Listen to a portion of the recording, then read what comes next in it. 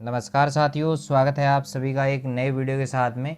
और आज हम बात करेंगे भारत का जो संविधान है, उस संविधान को शुरू करने से पहले संविधान सभा की बात हमने कर ली है। संविधान सभा के बाद में आज हम बात करने वाले हैं जो अपना यहाँ पे रहेगा संविधान की प्रस्तावना। तो यहाँ पे अगर आप सीटीटी की तैयारी करते हैं या एसएससी की तैयारी करते हैं, मतलब फर्स्ट ग्रेड है, सेकंड ग्रेड है, किसी भी एग्ज़ाम की तैयारी करें, उसमें संविधान से रिलेटेड प्रश्न ज़रूर आते हैं। और ख़ास तौर से संविधान की प्रस्तावना एक ऐसी चीज़ है जिसमें से लगभग परीक्षाओं में क्वेश्चन आते ही रहते हैं। तो यहाँ पे बहुत सारे क्वेश्चन जो है वो मैं लेके आया हूँ। तो देखिएगा, पहला हमारा जो सवाल रहेगा कि 26 जनवरी 1950 को भारतीय गणतंत्र का संवैधानिक स्वरूप क्या था। भारतीय गणतंत्र का संवैधानिक स्वरूप यहाँ पे पूछा गया है। 4 ऑप्शन आप सबके सामने हैं। साथ साथ में आप कमेंट बॉक्स में जो है अपने आंसर भी देते जाइएगा, ताकि आपको भी पता चलता रहे कि आपने कितने सही किए हैं, कितने गलत किए हैं, और हमें भी पता चलता रहे कि आपकी तैयारी कैसी है। तो इसका सही उत्तर जो यहाँ पे रहेगा वो रहेगा संपूर्ण प्रभुत्व संपन्न लोकतंत्रात्मक गणराज्य जो है वो 26 जनवरी 1950 को उसका संवैधानिक स्वरूप जो था वो यही था कि संपूर्ण प्रभुत्व संपन्न लोकतंत्रात्मक गणराज्य। चलिए अगला सवाल है, सवाल नंबर 2 है कि प्रस्तावना संविधान का भाग है। ये प्रेक्षण उच्चतम न्यायालय द्वारा निम्नलिखित में से कौन से प्रकरण में अभी निर्धारित किया गया। यानी कौन से प्रकरण में उच्चतम न्यायालय में ऐसा कौन सा प्रकरण आया था जिसमें यह कहा गया कि प्रस्तावना जो है वो संविधान का भाग मानी जाएगी। तो यहाँ पे इसका जो सही उत्तर रहेगा वो रहेगा केशवानंद भारती जो वाद था उसमें जो प्रकरण था उसमें ये बताया गया था कि संविधान जो है, संविधान का भाग है प्रस्तावना या उद्देशिका भी जिसको आप कह सकते हो। सवाल नंबर 3 है हमारा कि पंथ निरपेक्ष राज्य से तात्पर्य। पंथ निरपेक्ष का क्या मतलब रहेगा। 4 ऑप्शन आप सबके सामने है, सही उत्तर क्या रहेगा। तो देखिए सही उत्तर जो रहेगा ऑप्शन डी रहेगा। धर्मों के प्रति स्वरूप जो नजरिया है वो क्या कहलाता है, पंथ निरपेक्ष कहलाता है। ठीक है, चलिए सवाल नंबर हमारा 4 है कि भारतीय संविधान की प्रस्तावना को हमारे संप्रभु प्रजातांत्रिक गणतंत्र की जन्म कुंडली किसने कहा है। ये शब्द आपको बहुत ही बढ़िया तरीके से याद रखना है कि हमारे संप्रभु प्रजातांत्रिक गणतंत्र की जन्म कुंडली जो है वो किसने कहा है प्रस्तावना को। चलिए ये कहा है ऑप्शन डी हमारा सही रहेगा, के एम मुंशी ने जो है ये कहा है। जन्म कुंडली, गणतंत्र की जन्म कुंडली जो है वो प्रस्तावना को कहा है। चलिए सवाल नंबर 5 है कि निम्नलिखित में से किस वाद में उच्चतम न्यायालय ने धारणा प्रस्तुत की कि उद्देशिका जो है वो संविधान का ही भाग है, वो कौन सा था। चलिए सही उत्तर जो रहेगा वो रहेगा बंबई बनाम यूनियन ऑफ इंडिया में ये कहा गया था। क्या कहा गया था कि उद्देशिका जो है वो संविधान का ही भाग है। ठीक है, चलिए सवाल नंबर 6 है हमारा कि भारतीय संविधान की प्रस्तावना में निम्नलिखित में से स्वतंत्रता का वर्णन नहीं है। स्वतंत्रता का वर्णन किसमें नहीं है, तो वही कौन सी स्वतंत्रता जो है उसमें नहीं दी गई है। ये प्रस्तावना में कौन सा शब्द नहीं दिया गया है। विचार भी दिया गया है, धर्म भी दिया गया है, विश्वास भी दिया गया है, लेकिन हमें जो है आर्थिक स्वतंत्रता की बात यहाँ पर नहीं की गई है। चलिए सवाल नंबर 7 है हमारा कि निम्नलिखित में से कौन एक भारतीय संविधान के उद्देश्यों को प्रतिबंधित करता है। भारतीय संविधान के उद्देश्यों को प्रतिबंधित कौन करता है। तो यहाँ पे इन चारों ऑप्शनों में जो सही रहेगा वो रहेगा संविधान की प्रस्तावना। बी ऑप्शन हमारा यहाँ पे सही उत्तर हो जाएगा। चलिए सवाल नंबर 8 है कि भारत के संविधान की उद्देशिका में कितने प्रकार के न्याय की व्यवस्था की गई है। न्याय कितने प्रकार के बताए गए हैं, तो 3 प्रकार के न्यायों की चर्चा यहाँ पे की गई है। सवाल आगे आएंगे कि कौन कौन से न्याय यहाँ पर रहेंगे। चलिए 9वां सवाल है कि भारतीय संविधान का कौन सा भाग संविधान की आत्मा कहलाता है। संविधान की आत्मा, देखो संविधान की आत्मा जो जिसे कहा जाता है वो कहा जाता है संविधान की प्रस्तावना को, अर्थात उद्देशिका को, वो कहा जाता है संविधान की आत्मा। चलिए निम्नलिखित में से कौन भारतीय संविधान की प्रस्तावना में उल्लेखित नहीं है। कौन ऐसा शब्द है जो संविधान की प्रस्तावना में उल्लेखित नहीं है। 3 प्रकार के न्यायों की यहाँ पे चर्चा की गई थी, लेकिन एक न्याय यहाँ पे नहीं था, वो था धार्मिक न्याय की चर्चा नहीं की गई है। सामाजिक न्याय, आर्थिक न्याय और राजनीतिक न्याय, 3 प्रकार के न्याय की चर्चा की गई है। चलिए सवाल नंबर 11वां है हमारा कि भारत में लौकिक सार्वभौमिकता है क्योंकि संविधान की प्रस्तावना का आरंभ होता है। ये थोड़ा सा मिस प्रिंट हो गया है, संविधान है यहाँ पे, संविधान की प्रस्तावना आरंभ होती है। किससे होती है भाई, किससे होती है। यहाँ पे 4 ऑप्शन आप सबके सामने है। आपको पता होगा कि प्रस्तावना की जो शुरुआत है वो किससे होती है, तो किससे होती है, हम भारत के लोग जो शब्द है इन शब्दों से शुरुआत किसकी होती है? भारतीय संविधान की प्रस्तावना की शुरुआत होती है। चलिए सवाल नंबर 12 है कि निम्नलिखित में से कौन भारत को धर्मनिरपेक्ष वर्णित करता है? धर्मनिरपेक्ष कौन सा ऐसा भाग है, कौन सा ऐसा पार्ट है संविधान का जो धर्मनिरपेक्ष वर्णित करता है? तो वो है संविधान की प्रस्तावना। संविधान की प्रस्तावना जो है वो कहती है कि भारत क्या है? धर्मनिरपेक्ष है। चलिए सवाल नंबर 13 है कि भारतीय संविधान की प्रस्तावना के बारे में कौन सा कथन सही है? कौन सा कथन सही है प्रस्तावना के बारे में? ये सवाल यहाँ पे पूछा गया है। बाकी 3 गलत हैं, एक सही है। तो वो है कि ये समाजवादी, धर्मनिरपेक्ष, ये जो शब्द हैं वो 1976 में संशोधन द्वारा जोड़े गए थे। ये बात यहाँ पे सही है, तो ऑप्शन बी हमारा यहाँ पे सही हो जाएगा। उक्त शब्द का मतलब है समाजवादी, और धर्मनिरपेक्ष जो शब्द हैं उनकी चर्चा यहाँ पर की गई है। सवाल नंबर 14 है कि 42वें संविधान संशोधन अधिनियम 1976 द्वारा प्रस्तावना में किस शब्द को नहीं जोड़ा गया? 3 जोड़े गए हैं, 1 नहीं जोड़ा गया है। वो कौन सा है भाई? धर्मनिरपेक्ष जोड़ा गया था, समाजवादी भी जोड़ा गया था, एकता और अखंडता भी जोड़ा गया था, लेकिन गुट निरपेक्ष जो है वो शब्द यहाँ पे नहीं जोड़ा गया था। तो यहाँ पे हमारा डी ऑप्शन जो है वो सही हो जाएगा। चलिए 15वां सवाल है कि संविधान के अंतर्गत भारतीय लोकतंत्र के आदर्शों को हम कहाँ देख सकते हैं? भारतीय लोकतंत्र के आदर्शों को कौन से पार्ट में, कौन से भाग में देख सकते हैं? तो वो प्रस्तावना वाले पार्ट में हम देख सकते हैं कि आदर्शों की स्थापना वहाँ पे की गई है। चलिए सवाल नंबर 16 है कि भारतीय संविधान की प्रस्तावना पर किस क्रांति का प्रभाव नहीं झलकता है? बाकी सबका झलकता है, लेकिन एक का नहीं झलकता है, वो है अमेरिका की क्रांति 1976। फ्रांसीसी क्रांति झलकती है, बोल्शेविक क्रांति 1917 उसका भी प्रभाव देखने को मिलता है, चीन की क्रांति 1912 उसका भी प्रभाव देखने को मिलता है, लेकिन अमेरिका की जो क्रांति हुई थी 1776 को, उसका प्रभाव देखने को नहीं मिलता। चलिए अगला सवाल है कि समाजवाद का अर्थ क्या है? समाजवाद किसे कहते हैं? समाजवाद का अर्थ यहाँ पे प्रस्तावना में क्या स्वीकार किया गया है?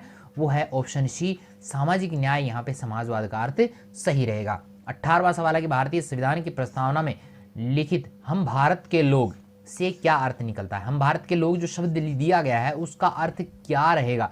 4 ऑप्शन आप सबके सामने है, समय ज़्यादा नहीं है तो इसलिए ज़्यादा एक एक को नहीं पढ़ पाएंगे, तो सीधे उत्तर ही देते हैं।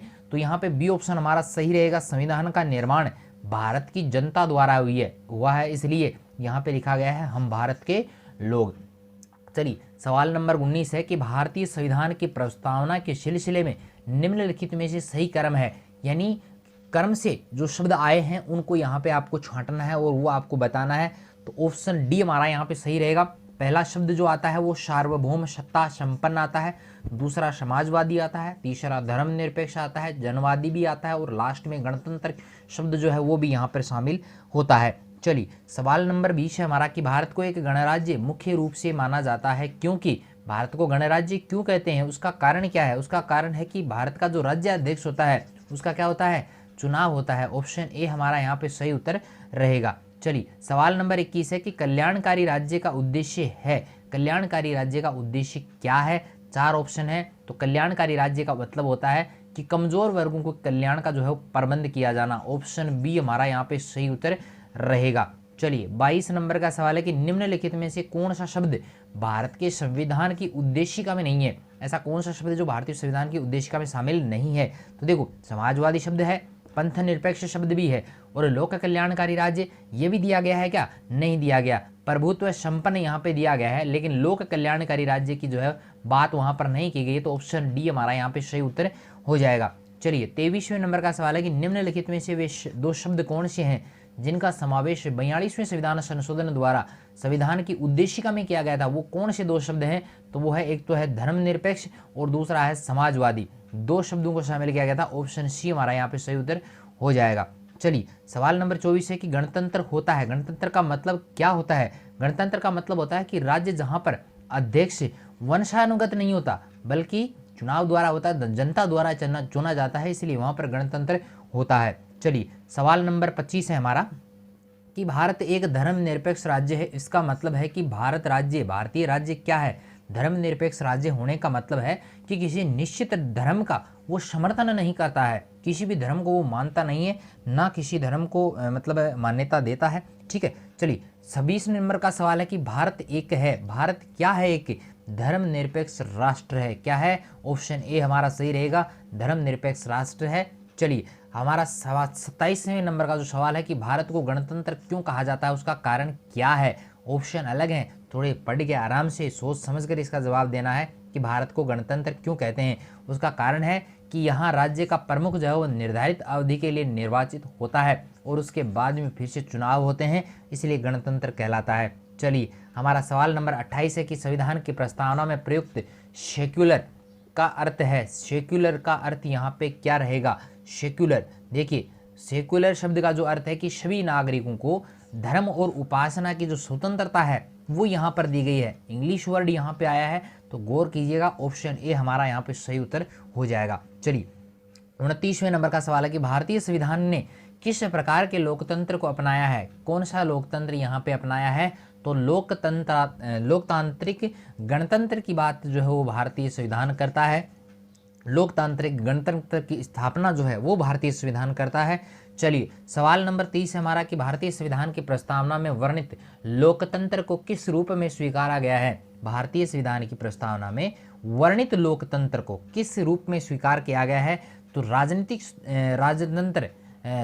राजनीतिक लोकतंत्र और आर्थिक लोकतंत्र और सामाजिक राजतंत्र, यानी इन सब को जो है वो स्वीकार करता है। चलिए, सवाल नंबर 31 है कि भारतीय संविधान की प्रस्तावना के अनुसार भारत के शासन की सर्वोच्च सत्ता किस में निहित होती है? सर्वोच्च सत्ता तो आप सबको पता होगा, जब वहाँ पे लोकतंत्र है वहाँ पे सर्वोच्च सत्ता किस में रहेगी?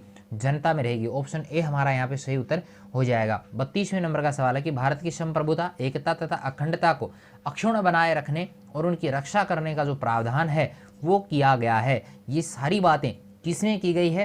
तो वो की गई है हमारे देश की जो संविधान की जो प्रस्तावना है उसमें की गई है। ऑप्शन सी हमारा यहाँ पे सही उत्तर हो जाएगा। सवाल नंबर 33 है कि भारतीय संविधान की प्रस्तावना में जिन आदर्शों और उद्देश्यों की रूपरेखा दी गई है उनकी आगे व्याख्या की गई है, वो किन में की गई है? वो की गई है मूल अधिकारों में, राज्य के नीति निर्देशक तत्वों में और मूल कर्तव्यों में, यानी लगभग अनुच्छेद 12 से लेके 51 तक जो है वो इनकी व्याख्या की गई है। ऑप्शन सी हमारा सही उत्तर हो जाएगा। चलिए, सवाल नंबर 34 है कि संविधान सभा में प्रस्तुत उद्देश्य प्रस्ताव में अभिव्यक्ति विचार को भारतीय संविधान के किस भाग में पूर्णतः शामिल किया गया है? पूर्णतः शामिल जो है वो किस में किया गया है? तो वो किया गया है ऑप्शन ए हमारा सही रहेगा, प्रस्तावना में। चलिए, सवाल नंबर 35 है कि भारतीय संविधान की प्रस्तावना से क्या स्पष्ट नहीं होता है? क्या स्पष्ट नहीं होता है भाई? 4 ऑप्शन है, आराम से पढ़िएगा फिर उत्तर दीजिएगा। तो यहाँ पे सही उत्तर रहेगा ऑप्शन सी, संविधान को लागू करने की तिथि जो है वो भारतीय संविधान की प्रस्तावना से स्पष्ट नहीं होता ही है। ठीक है, चलिए अगला सवाल है हमारा कि निम्नलिखित में से किन उद्देश्यों को भारतीय संविधान उद्घोषित नहीं करता है? नहीं पूछा गया है, थोड़ा गौर कीजिएगा।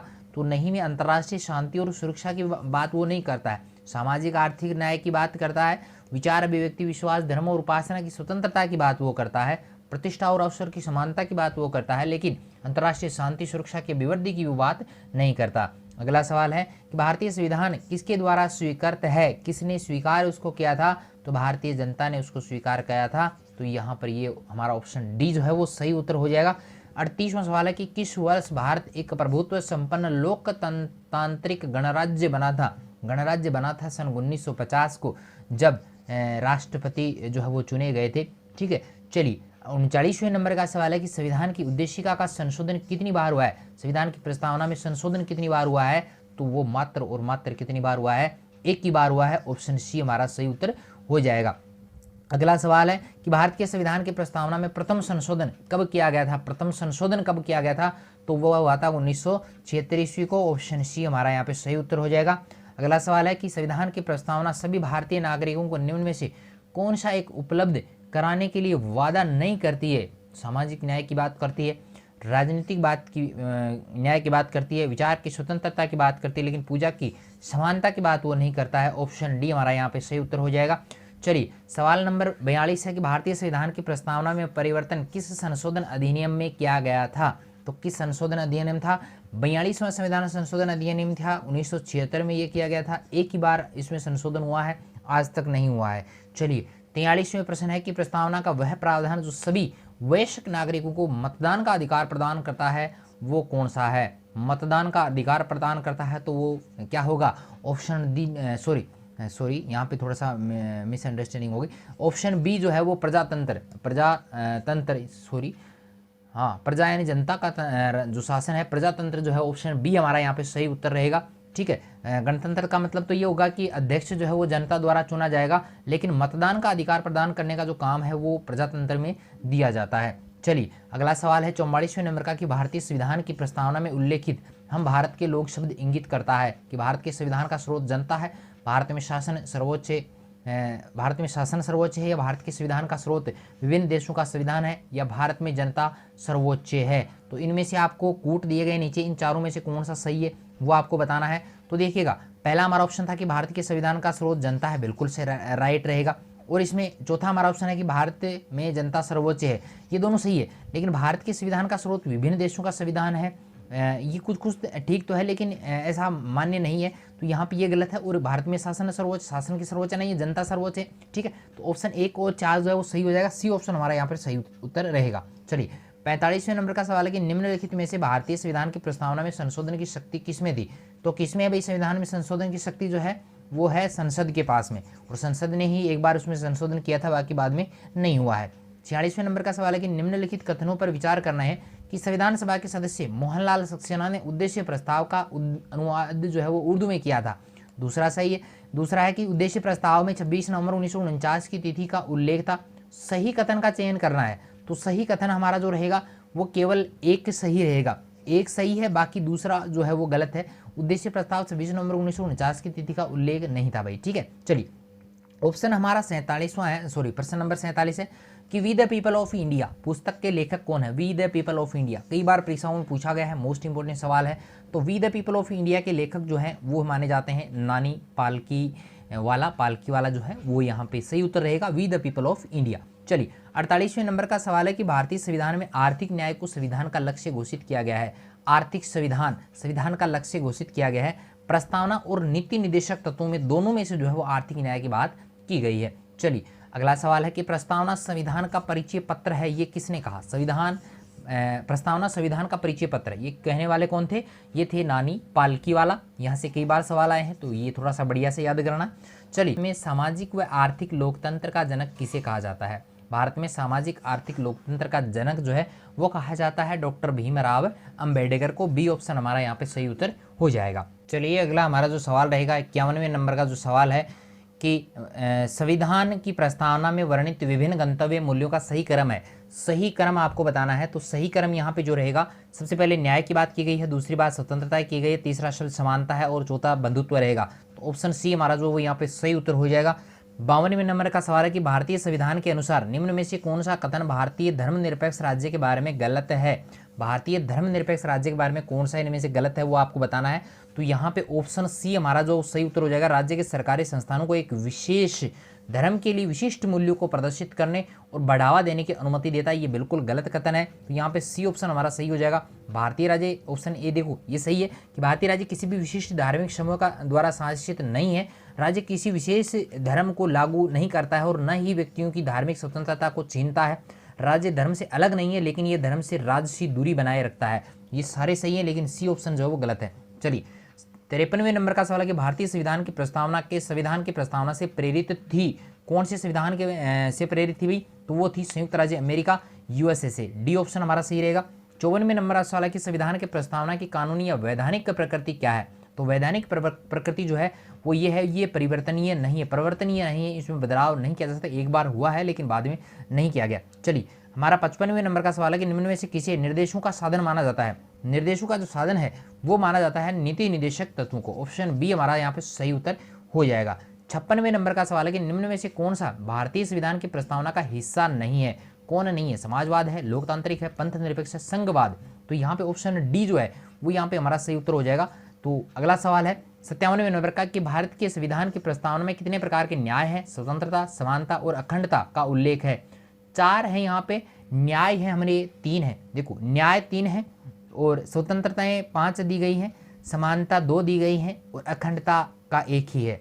ठीक है, तो ऑप्शन ए हमारा सही उत्तर हो जाएगा। 58वें नंबर का सवाल है कि भारतीय संविधान की प्रस्तावना में न्याय शब्द निम्न में से किस रूप में नहीं आता है। न्याय शब्द किस रूप में नहीं आता, सिर्फ कानूनी रूप में नहीं आता। सामाजिक, आर्थिक, राजनीतिक न्याय की बात करता है लेकिन कानूनी न्याय की बात नहीं करता है। 59वें नंबर का सवाल है कि भारतीय संविधान के किस भाग को डॉक्टर BR अम्बेडकर के अनुसार संविधान का हृदय और आत्मा कहा जाता है?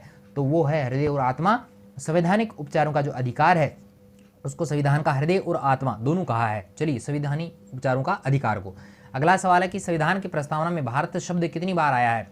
बहुत इंपॉर्टेंट सवाल है, कई बार परीक्षाओं में आया हुआ भी है। तो भारत शब्द कितनी बार आया हुआ है? तो ऑप्शन ए जो है वो हमारा सही उत्तर हो जाएगा कि हम भारत के लोग, भारत को संपूर्ण प्रभुत्व संपन्न लोकतंत्रात्मक गणराज्य। तो यहाँ पे भारत शब्द जो है वो 2 बार शामिल हुआ है।